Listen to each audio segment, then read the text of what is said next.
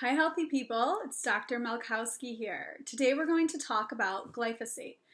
This has been in the news recently. There was a major story about a man who was awarded $289 million based on the fact that glyphosate is responsible for his diagnosis of Hodgkin's lymphoma. So that's terrible, and we really want to prevent this from happening to other people, and we want to keep ourselves safe and healthy. So I wanted to make this video to give you some information about that. So you might not have known previously what glyphosate is.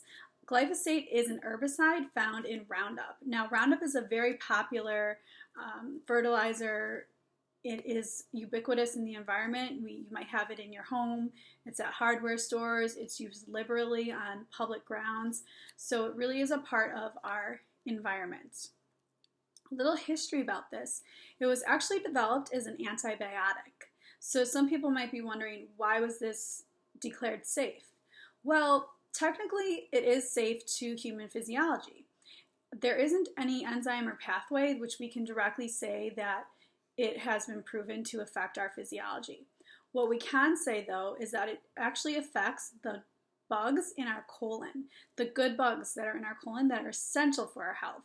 So they have a pathway called the shikimate pathway, and the herbicide, glyphosate or Roundup, actually goes in and it kills an enzyme that's in their metabolic pathway, the shikimate pathway, thereby they die.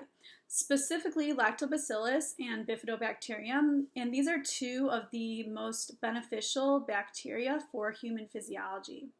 Now, our gut microbiome is really very important. It plays a role in metabolic processes, neurotransmitters, variety of things. So it's really important for us to have those good bugs in there.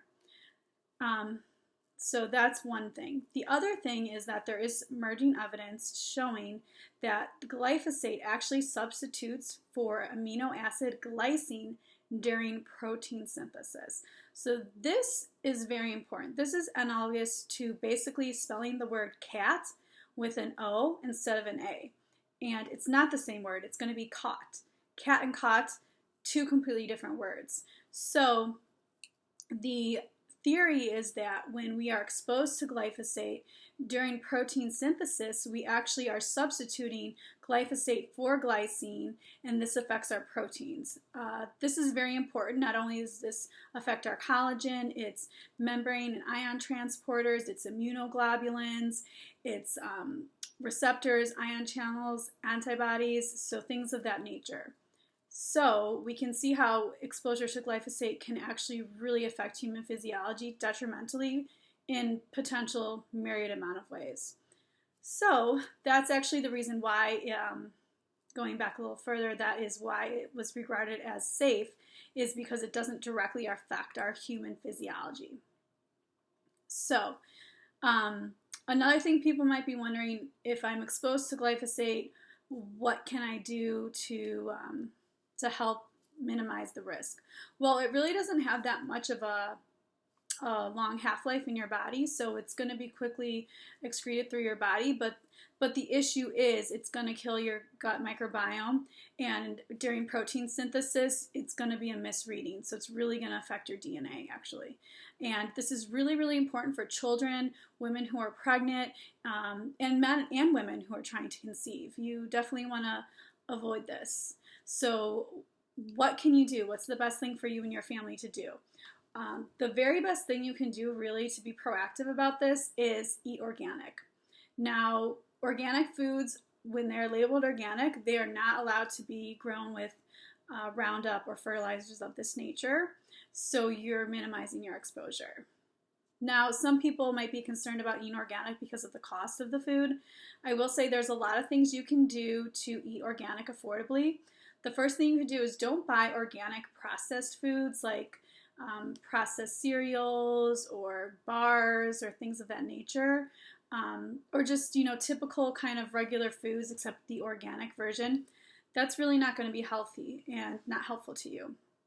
So buy just, pure food that you would get from a farm. If you have access to farmers markets or farm food or a co-op, that's really going to be your best bet. if you could actually grow your own food, that would be amazing, because that way you can really be sure that you're not having you're having the least exposure possible to chemicals and fertilizers and things of that nature. So that would be great.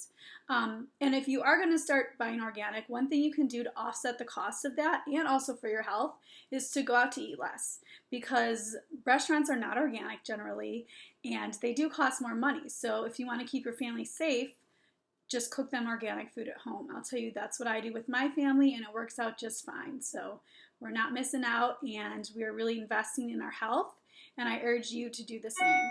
So if you have any questions, just comment and let me know. I'd like to speak more on this topic. I mean, we're truly just scratching the surface, but this is some good information to get started. So thank you so much for listening, and have a great day.